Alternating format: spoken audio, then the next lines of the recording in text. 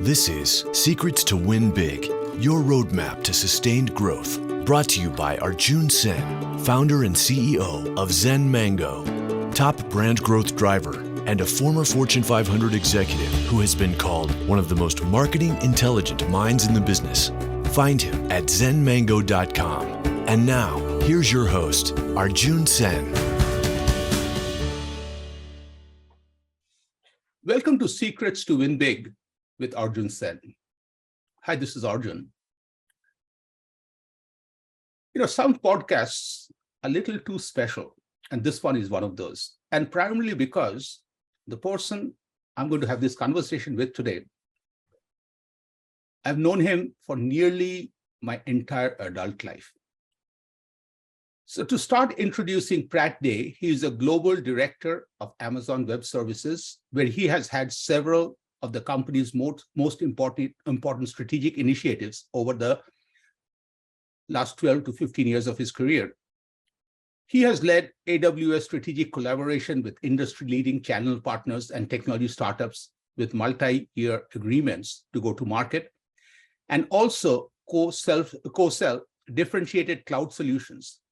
Additionally, he has global responsibility for governance and interlock with corporate development for due diligence and equity investments in the early stage startups. But the part that I'm also personally excited and I have to share on a personal note is, during my days in India, when we both were going through our engineering, he was in naval architecture, I was in aeronautical. We were in the same dorm hostel for 4 years. And that's the part where I got a chance to know Pratt. We also called him PPD based on his initials. And I have been very fortunate to see him evolve from the student to the leader and the impact he has made in the lives of people all around. So Pratt, welcome to Secrets to Win Big. Thank you, Arjun. Thank you so much for inviting me to this. So Pratt, let's go straight into first about what you're doing at AWS, and then we'll go to other aspects of life. So amazing career, amazing journey, huge impact worldwide. So let me ask you, what has been one of the few core things that has made you and your team successful at AWS? And again, as I ask the question, I'm not trying to know anything proprietary. I just want to know you. So what lessons can we take from you? First of all, thank you, Arjun, once again, and for those kind words. And it's truly humbling hearing those words coming from someone like yourself, so accomplished. And if you talk about success, I don't know where I start, but I think I had to quote probably Churchill on this thing. And I think once he said that success is never final, neither its failure is fatal. It's the courage to continue. That's what counts. For me, it's an intersection of several things. It's what I value. You can kind of imagine like a Venn diagram. It's an intersection of what I value and what I love, what I'm good at from my skill sets, and what I aspire to be. And for values, I really value spending a lot of time with my family, with my 16-year-old son, sophomore in high school. And I love spending time with them, and I love being creative. And there's my one side of me that I'm a stage actor and what do you call the professional acting. I've done that, and performing arts. But at the same time, that I also like this other things. What I aspire to be a good dad. I aspire to be a good husband, and I aspire to be a good citizen. And I feel that when I spend a lot of quality time and being successful as a father, as a husband, there's a lot of virtual energy I draw from it. And I bring that to work every day. And a combination of that energy and what I'm good at, I have some professional skills that I acquired in 3 decades, and I combine them together. I think whatever comes out of it, you may call it success, but I'm on its part, on that path. And I don't think that in that pursuit to be perfect as a father or as a husband, I'm still learning and still on that path. You know, Pratt, few things come to me. I go in reverse direction. I really love the aspiration part because we being human beings, the moment we think we are perfect, there's something really wrong with us, okay? And I really think that aspiration, especially in relationships, is so important because the drive and the desire, as you mentioned, to get better makes us appreciate what we have. In your case, you know, you talked about your wife, Pia. She's an amazing human being and friend to all of us. And your son, same thing with me, Chitra, and my daughter, Raka. And the second part, when you talked about the intersection of value, love, and what you're good at, you know, what I've also seen is, I see a lot of people who play on one axis, x-axis. This is somewhere, they have some skills, okay? Then there are people who go to the next level, who can now start adding impact. That is a y-axis they add, because now they can start seeing what they're doing, how it's add value. But then there are very few people who has a extra z-axis. In that axis, what happens in the z level is they have fun doing it, okay?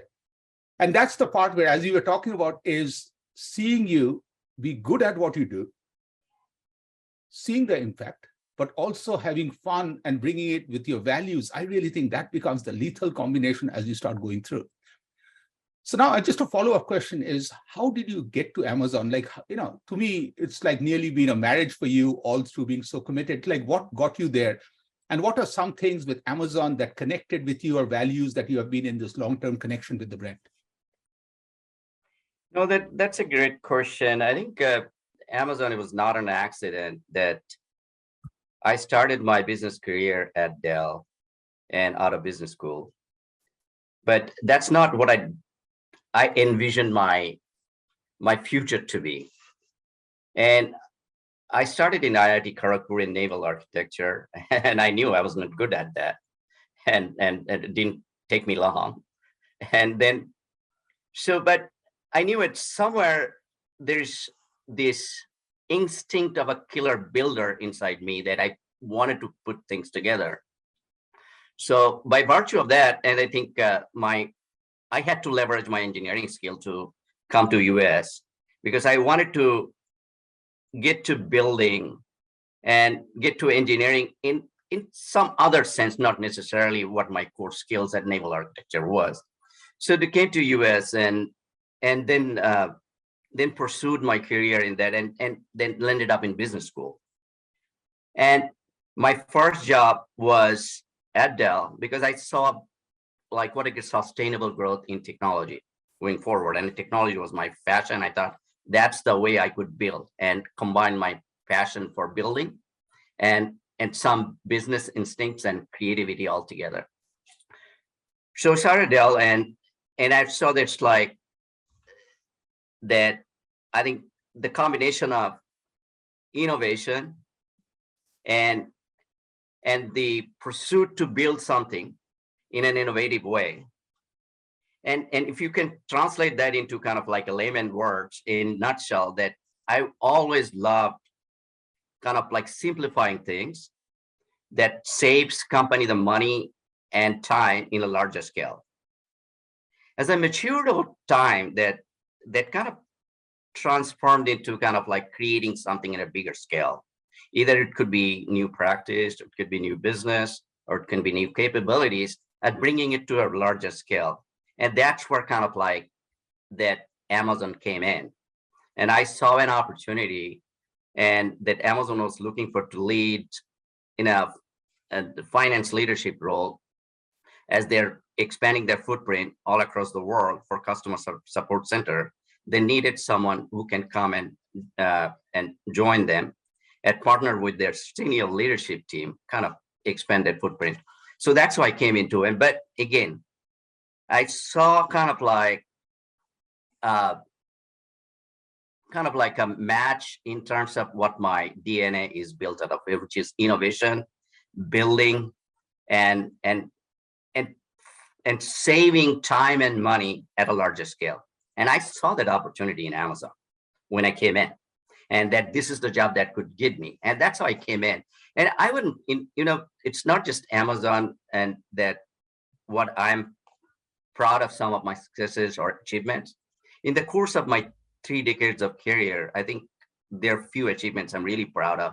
Earlier in my career, I talked about that anytime I saw an opportunity to reinvent something and that transforms and creates a step function into the business, either in terms of gaining efficiency or in terms of process streamlining. And that culminates kind of like into generating a lot of savings and driving incremental revenue. So that's earlier in my career. But as I matured, as I said, that transformed into like creating large scale business ideas and then taking it to scale. And I can name multiple initiatives that I'm truly proud of. And it's not just me. I had to have a capable and talented team who helped me do that. And I had to have a number of mentors or champions who championed me in the process. I love that. And for those of us, especially early in our career, as you're listening, the few things that really hit me, what Pratt talked about, is to start with getting a feel of what your instinct is, what your DNA is, because I really think getting true equity of those are very important. The second thing that hit me was, in his case, he took some of these to build the Prattness, which is he took the builder, the innovator, and each one together. The third, I really feel that is very important, what Pratt talked about, even though he rushed through that a little bit, but I really think he simplified it. And that's one of the things in the conversation thus far, what I really like is everything is simplifying for me. And then he's pushing himself to make things bigger and also reinvent with a purpose. So I really think that is an amazing, instead of Pratt just telling us, hey, Amazon and myself, we met and we fell in love. I really love the process, because I really think for those of us who are starting our career in early, this would really be a good framework to build on. And Pratt, thanks for sharing that. So now let's go into some challenges that you're comfortable sharing. Like, can you talk about when you addressed a big challenge, what was your mindset and what was the process for you and team to overcome at Amazon or anywhere else? A few things, a couple of tenets I would leverage on, and I wouldn't necessarily focus on Amazon, but in general. But by virtue of being me working there for an extended period of time, a long period of time, and there's a core tenets, and the outer world is famously known as leadership principles in Amazon. That's part of my DNA. And so the number of things we do, that any problems we looked at, that look at like, what are the leadership principles that's many relevant to that problem? And it could be, do we have an opportunity to innovate and simplify this problem? Or is it that we are trying to add a step function and taking a different course and taking our current business to a new frontier? And so we have to really think big for that. And in that process, we need to have a capable team. So we have to hire and develop the best. And how do we hire and develop the best? So we make sure that every individual that's within the team, they are built with kind of like all those leadership tenets in their core DNA. And they have the ability to push boundaries and get out of their comfort zone every day and take ownership and have a maniacal focus. They have the ability to roll up their sleeves and dive deep. And also at the same time, they can deliver results. And those are some of the, you can call it tenets or you can call it leadership principles. I think it's the basic virtues. And the way we overcome those, to your core question, is as a leader, it could be different perspective. As a leader, I think it's two tenets for me. One is leading with empathy. And number two is making sure multiplying my capability through others. And touching on that, leading with empathy, as leaders, it would be ridiculous if we think that we learned everything by virtue of our wisdom and career length, because it is impossible to live in the shoes of others and understand their daily wins and losses. The only way you can do that by listening actively and learning from them. So that's a great virtue that I always try to embrace. The second thing is, I'm as good as a leader as my people are. I want to make sure the only way we can scale, we can drive growth and scalability by multiplying my capability, my skill set through others. So, and between these two tenets, these are big intentions. The only thing that matters in between, bridges those two, are mechanisms.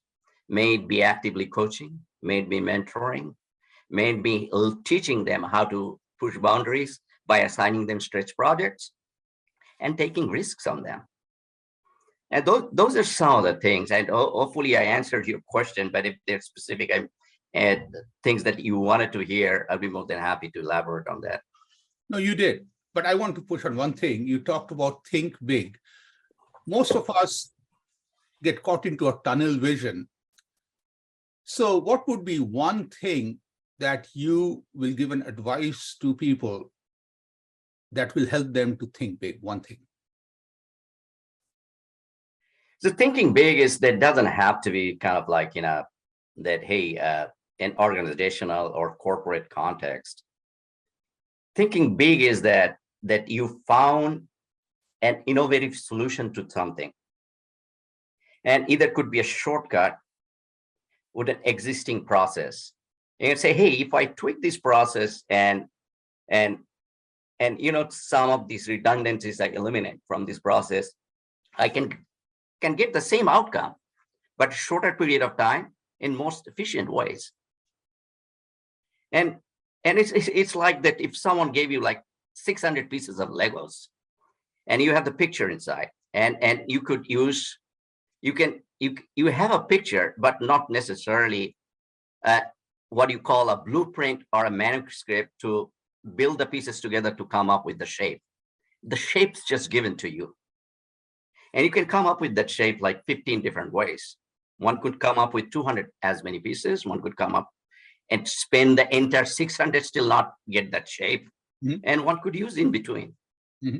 My whole process is that that can give you like that, how to solve some of these things, simplify those. And can you come back to the question? No, the question to me is a little bit more. Yeah, no, you totally gave the answer. Is, look, I love the way you talked about thinking big. And what I love, Pratt, what you talked about was, it doesn't have to be a moonshot or a beyond. Anything that we do, finding an innovative solution to even an existing problem, and knowing that, and I love the Lego example, the very fact you have been given 600 pieces or 200 pieces, you don't have to. You can create the shape your way. And that is what thinking big is. It's all in our mind. And the excitement, my eyes lighting up as I'm listening to you, is thinking big. And it's someone who solved that Lego problem with 200 pieces. Mm-hmm. There's like, okay, how can I create this image and the shape in a much larger scale? And how many pieces do I need to do that?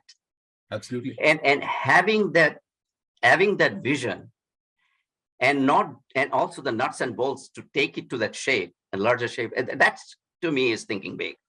That I'm not done here. I just did a small sample test here, mm-hmm. and came up with the shape in 200 pieces, but I can do a much larger scale, much bigger shape with thousands and thousands and millions of pieces. And I really like that, because to me, this you have emphasized multiple times, is not feeling done. Always see how you can take it bigger, better, scalability, because I really think that's the power. You also talked about leadership. I really want to look at is, you have built teams, small, big, mega big, large.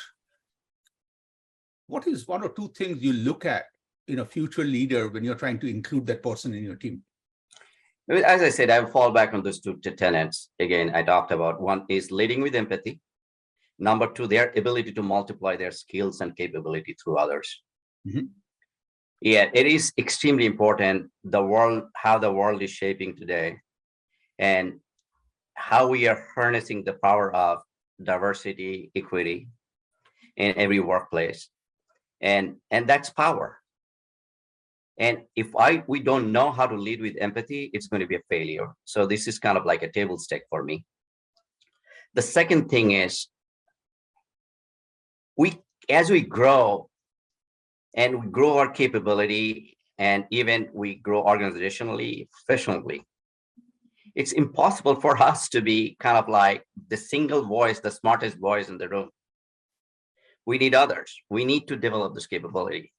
And unless I am able to multiply my skills, my capability, when I achieve a certain level, I think we can't scale. We can push growth. We can push profitability. We won't be a learning organization. Brilliant. So now we come to a fun part of the conversation, which I call a BS moment. Okay. This is the part where BS for me stands for brag shamelessly. Okay. So just take any aspect of life, could be professional, personal. I know there are multiple, it's tough to choose one. What is one of the big moments that you want to brag shamelessly? But more importantly, what makes you proud when you reflect and go back to that moment? This is totally putting me on the spot. Can you probably rephrase that question? Maybe I need to understand that. So go back to any personal moment or professional or anything that you as Pratt is one of the most proud moments. And just for making other people in your life feel good about, this is not the only moment, there are other moments too. But I really want to feel that one moment of pride in your life that you want to brag shamelessly about. I don't know, maybe I want to slide that time scale, and it's me now today, kind of like a matured stage of my career. And then I slide it back when I started out, when I was in high school, like a 16-year-old, and slide that scale forward, maybe 20 years from now or 30 years from now, if I be fortunate to live that long, that I would probably pick my 16-year persona and compare that with my 16-year-old son, and having a casual conversation probably in our living room, for example, with my bragging rights. And we have those occasional conversation. I call it like a family meeting, either for his grades or for some disciplinary reasons. Mm-hmm. And I can totally see this conversation. It's like, hey, my 16-year myself, like, and if you want to be me today where I am at, you better up your grades. And I can totally see me responding, my 16-year-old, as that, hey, I don't care. Mm-hmm. I can make more money than you by acting on stage, mm-hmm. because I love acting. And I love all these performing arts. And you know that from my IIT times. So I can totally see my 90-year-old smiling at me and say, what did you get? By working your ass off like 24/7, 60 hours a week. What do you get? I would answer like maybe knowledge and wisdom.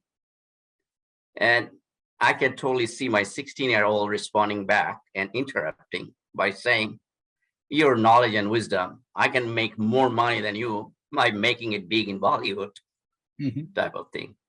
So I can see, I don't know if there is a bragging right or anything, and I'm not good at bragging, to be honest. And to me, this was a great answer. I really love the conversation between the 16-year-old and the 90-year-old, because that really gave me a perspective and a continuity, which I really think is very important. And you know, Pratt, what was amazing about your answer there was, what connected with me was, life is not just about staying in the past, or being in the present or thinking about the future. It's a blend of all three, and love the way you blended everything.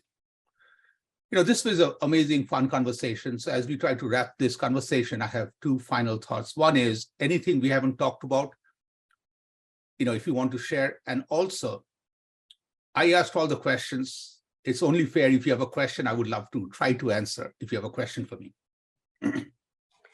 I don't know. I have anything else to add. I think this is always hard, some of these questions, because from a career standpoint, what makes an individual successful, or what they aspire to be, how they view the world, how they're building their team. There's not a single answer that kind of like is the answer, and it's just a viewpoint. Mm-hmm. And the perspective. Hopefully, what I provided is what I've seen through my life, what seemed to have worked fairly well. And so that would be my probably some of the wrap-up comments. And the only question I have for you, Arjun, is that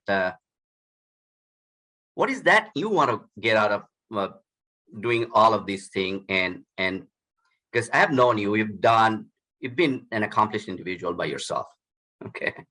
And we have had our fair share of fun together, laughter together, we struggled together, and we had our share of achievements too.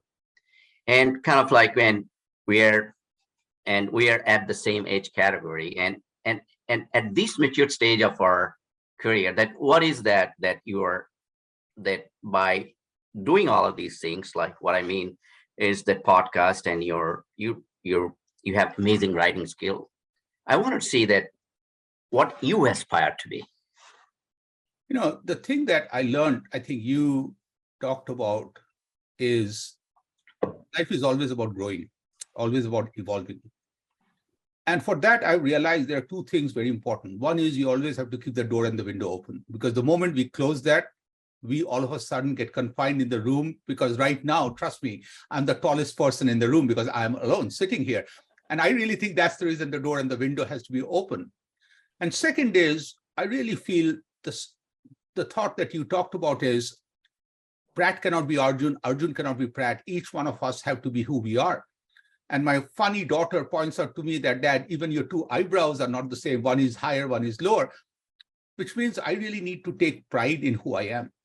But in this, the purpose of these conversations, talking to people from different paths of life, different fields, it just opens the mind. Okay. All of a sudden, you talking in the Amazon world, or you talking about your plays, or you talking about your family, triggers thoughts. Some are reconfirmation in me. Some could be, wow, how can I tweak this and bring it to my life? And that's the best thing I have got from these podcasts are, one, made new amazing friends, or I got to know friends. Because think for a second, even though you and I have been great friends, we haven't had a platform to know about what you do before today. This platform gives me amazing pride and honor to know about one of my bestest friends. I have to put that caveat, because if I call you my best friend, I'll be in big trouble right there. But knowing that side of people who are very close to me are very priceless gifts that we give ourselves. So to me, this is a gift, but this also triggers mindset. And that's the way the mind grows. So to me, I think that's the reason, keeping the door and the window open. And these all plant seeds and help us grow. So Pratt, that's what the answer is. Excellent answer. Thank you. So Pratt, truly appreciate taking time. And this was one of those special conversations, which I will cherish, and I will go back.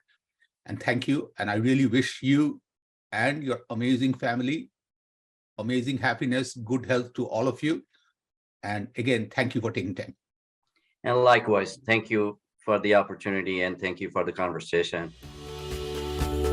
You've been listening to Secrets to Win Big with Arjun Sen, founder and CEO of Zen Mango, top brand growth driver, and a former Fortune 500 executive who has been called one of the most marketing intelligent minds in the business. To learn more, visit www.zenmango.com. Share this podcast with your friends and subscribe wherever you like to listen to podcasts.